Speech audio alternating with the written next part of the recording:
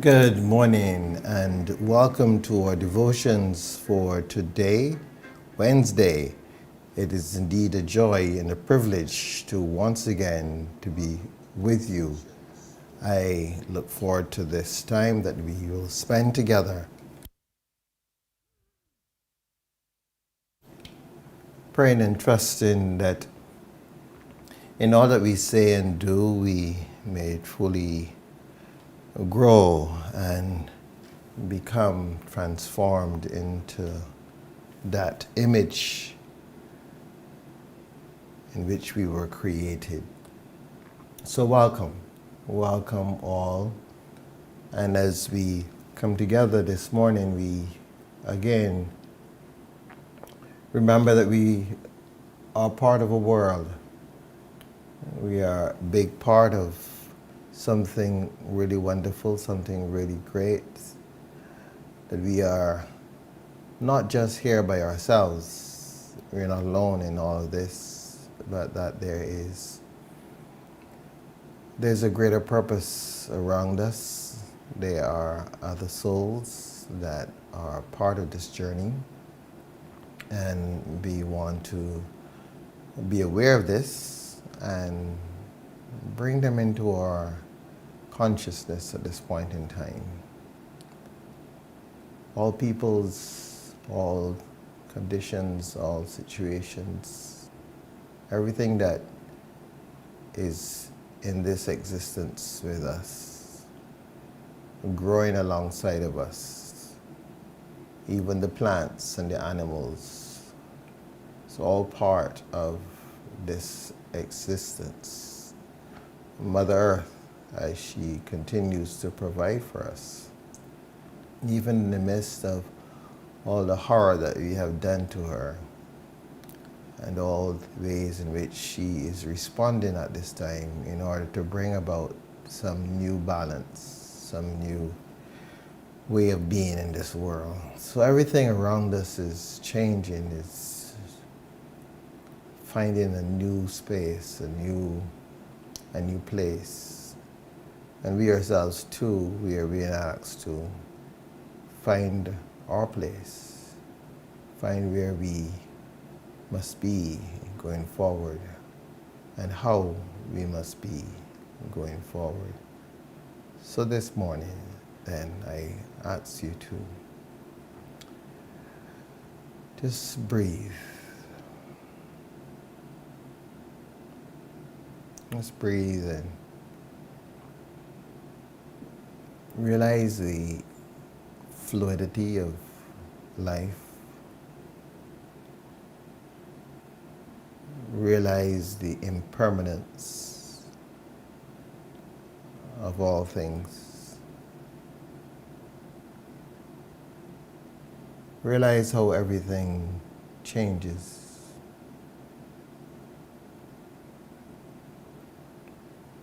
Realize how we ourselves are constantly changing moment by moment. Though we may perceive ourselves as solid, we are not solid. We are forever moving, forever changing, forever becoming something more.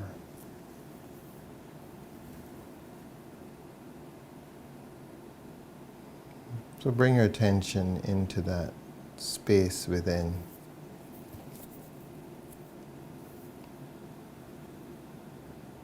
That space that is the only constant in our lives.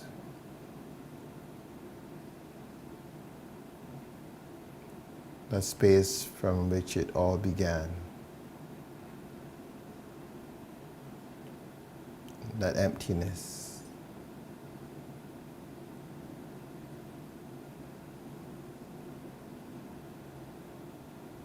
Allow yourself to feel and experience that space.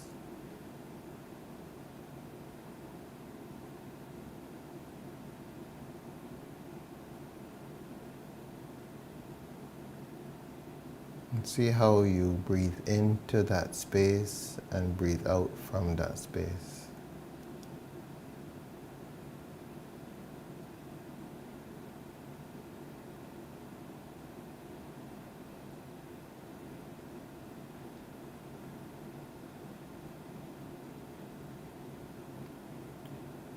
A space is like the engine of the car. It receives the fuel of our breath. And it burns the fuel out and sends out the exhaust. A space is the source of all our power.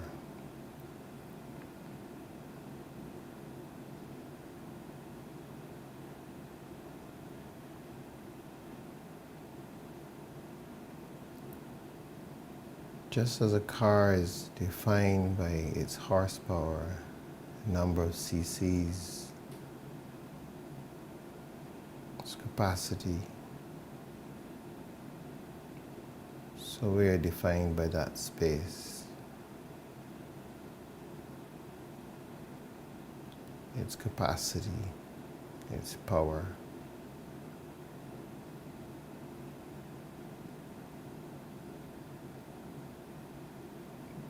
Yet, as we know, when we look at a car, we look at the color and the shape and the lights.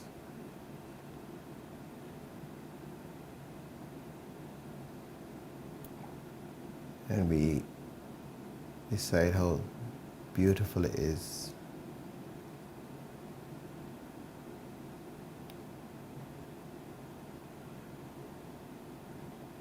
And we hardly think very much, unless we know about cars, we hardly think of the engine.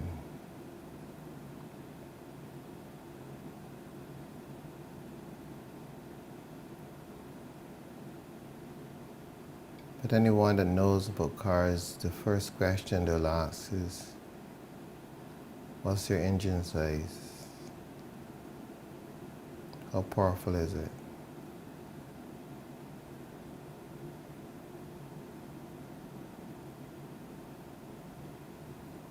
What's your engine size? How powerful are you? Do you know?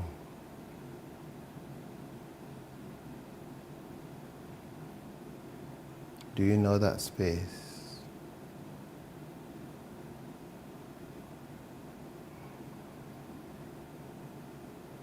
Are you conscious of that space, that engine?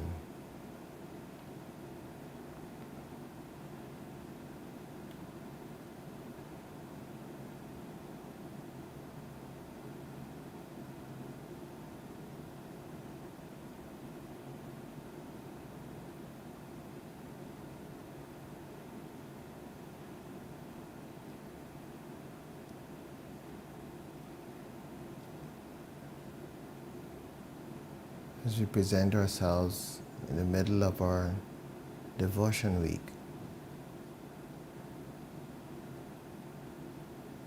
having received for so far,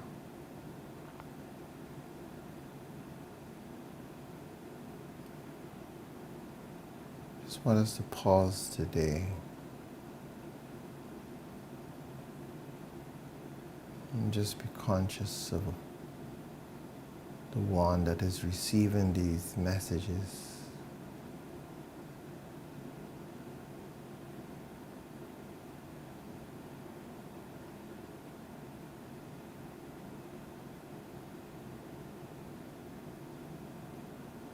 Invite us to allow that attention of ours to really stay centered in that powerhouse that is at our core. And give it time to build.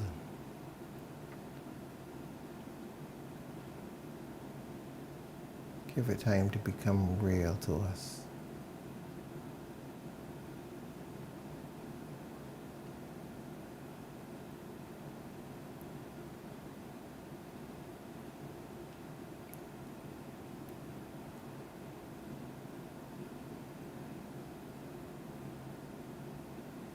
Give it time.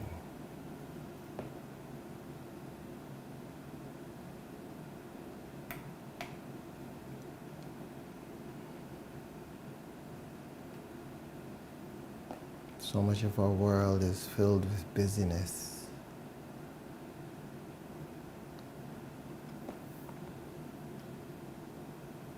Movement.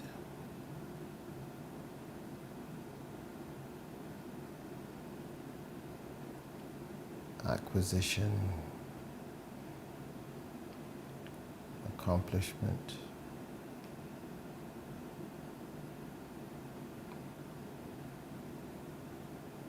We're always seeking to acquire something new, something more.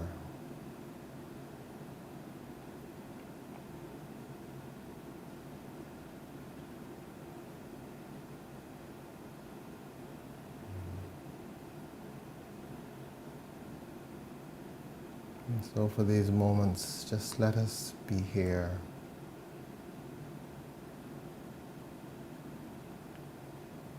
Or let us be wherever Spirit takes us in this moment.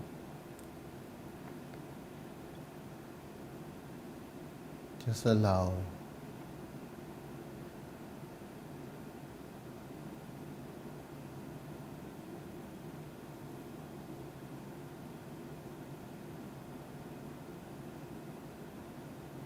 Remembering that the transforming work of God doesn't occur in our brains.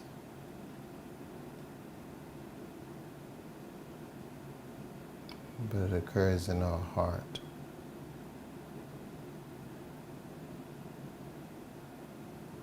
As we become more aware of who we are,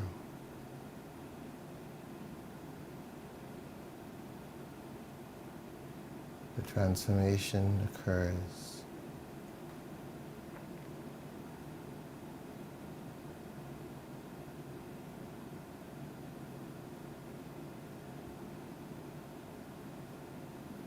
And the transformation is simply a change in awareness.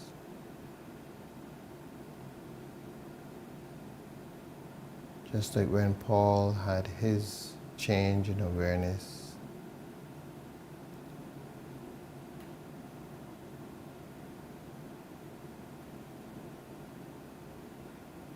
he put it this way: for I no longer live, but the Christ lives in me.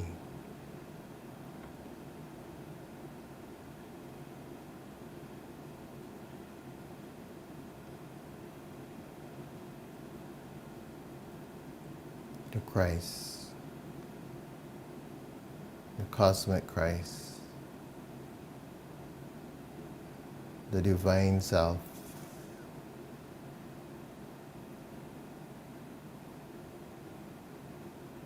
that which is within each person, that which is within all of creation. He came to the awareness that it was within himself. He broke through the barrier of ignorance, the barrier of forgetting, and he remembered. He recalled. And in that recollection,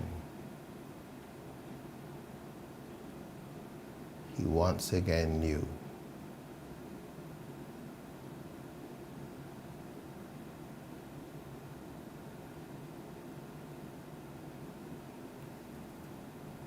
And in that knowing, he was able then to nurture that knowing and to allow it to come to its fullest capacity. Just as Jesus did.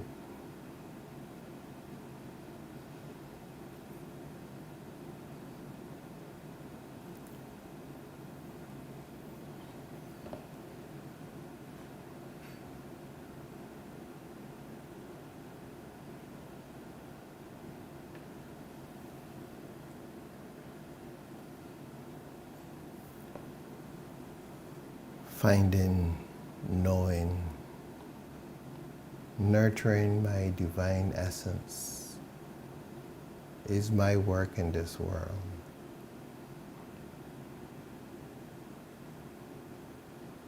Help me, gracious one,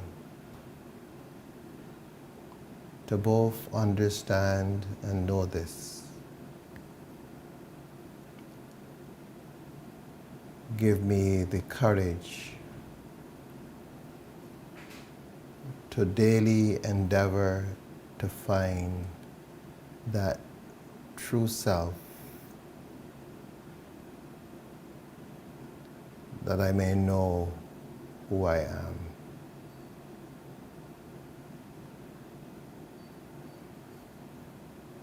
Be with me this day and every day on this path to knowing, as I find, as I know. May I join others who are finding and knowing,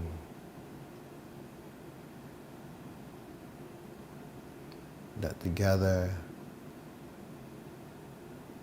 we may light the way that is set before us,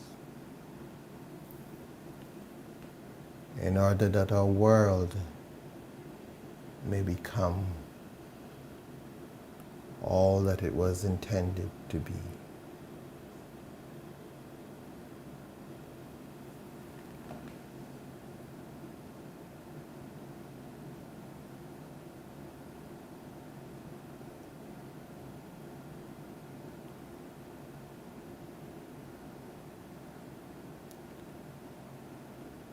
From this place of stillness,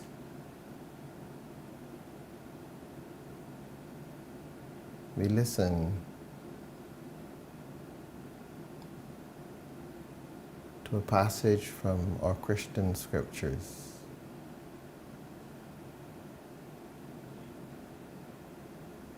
Matthew 7,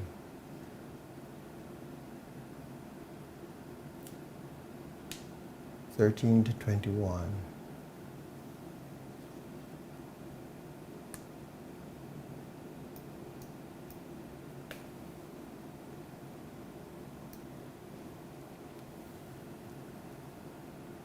Enter through the narrow gate.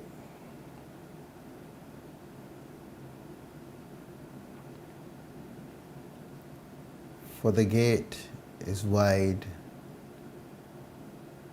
and the road is easy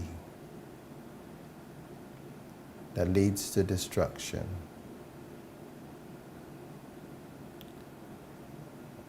And there are many who take it.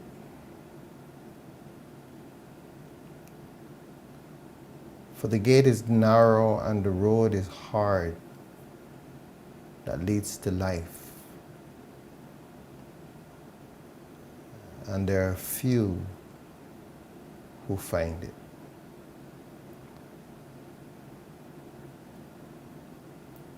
Beware of the false prophets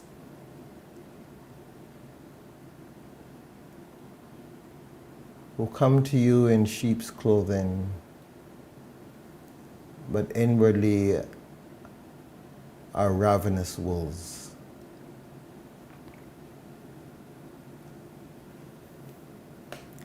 Enter through the narrow gate.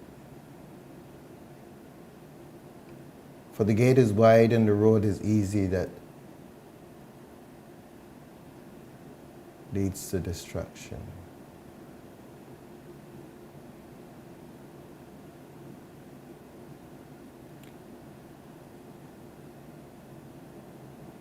You will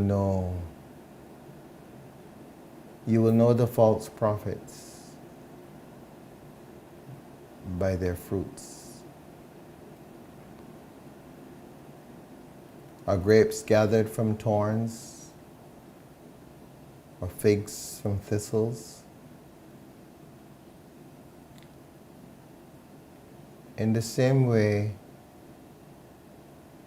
every good tree bears good fruit,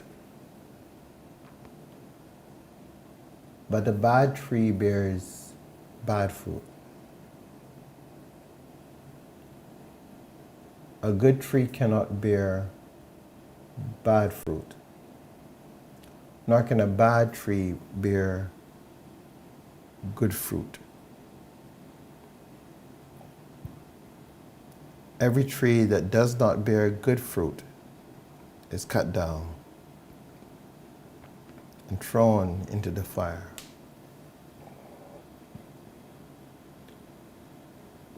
Thus you will know them by their fruits. Not everyone who says to me, Lord, Lord, will enter the kingdom of heaven, but only the one who does the will of my Father in heaven.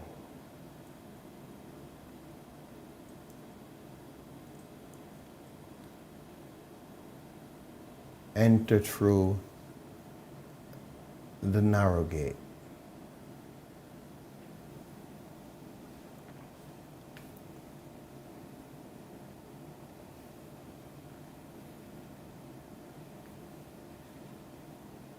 The word of the Lord.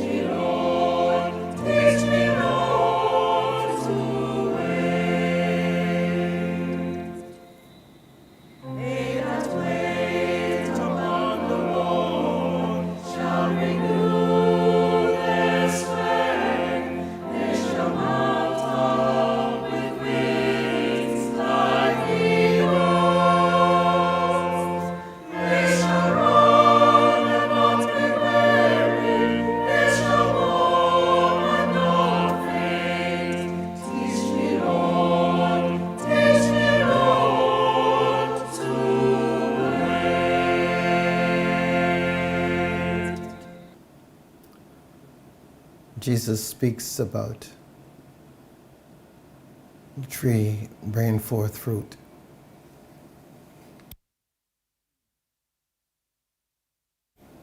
He speaks of a good tree and a bad tree.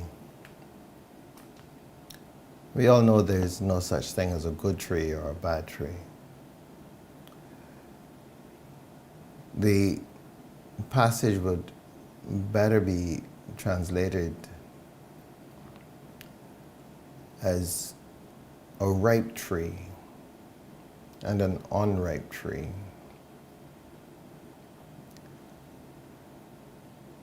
The tree that is ripe, that is ready, is able to bring fruit to fullness. The tree that is unripe, that is unready, is unable to bring its fruit to ripeness. And we live in the Caribbean and we know this. We know that a young mango tree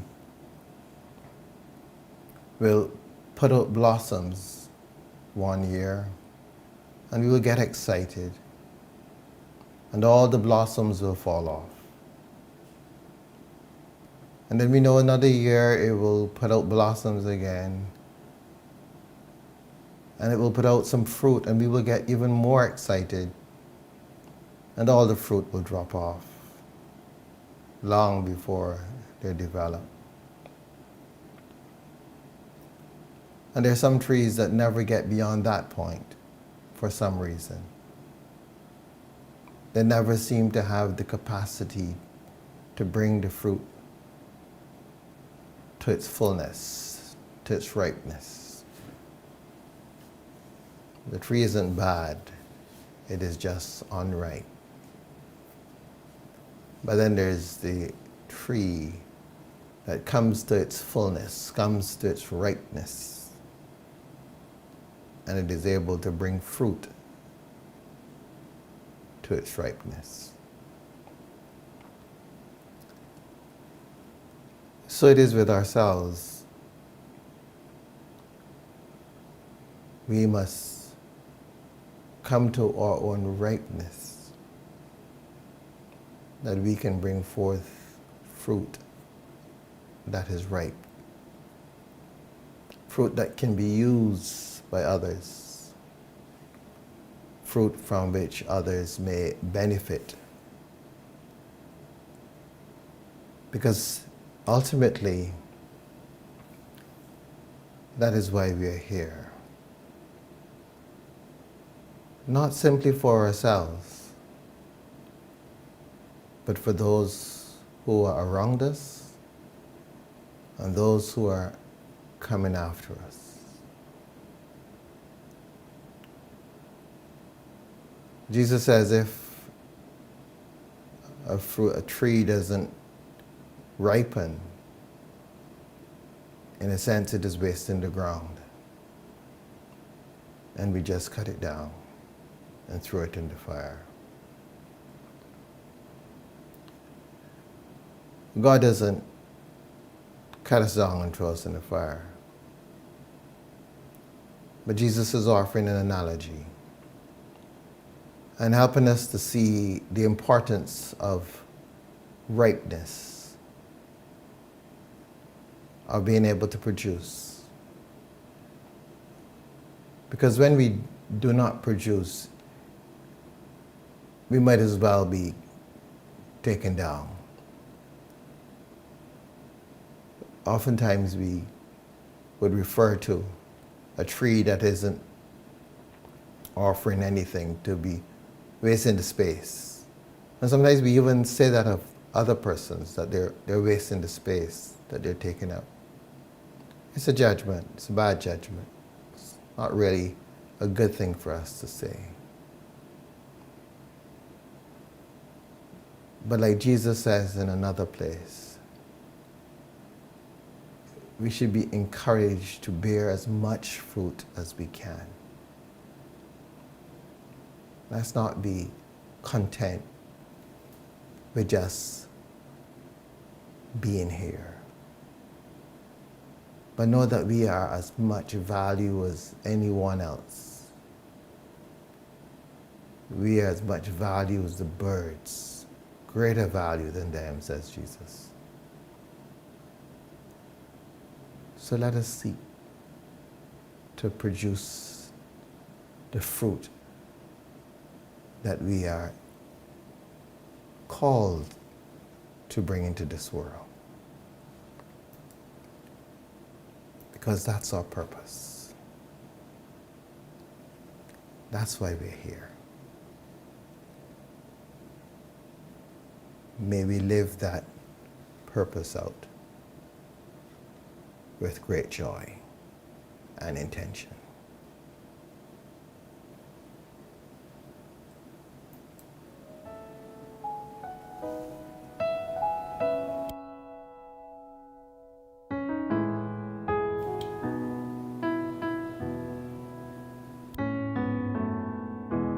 I have a maker, he formed my heart before even time began. My life was in his hands. He knows my name. He knows my every thought. He sees each tear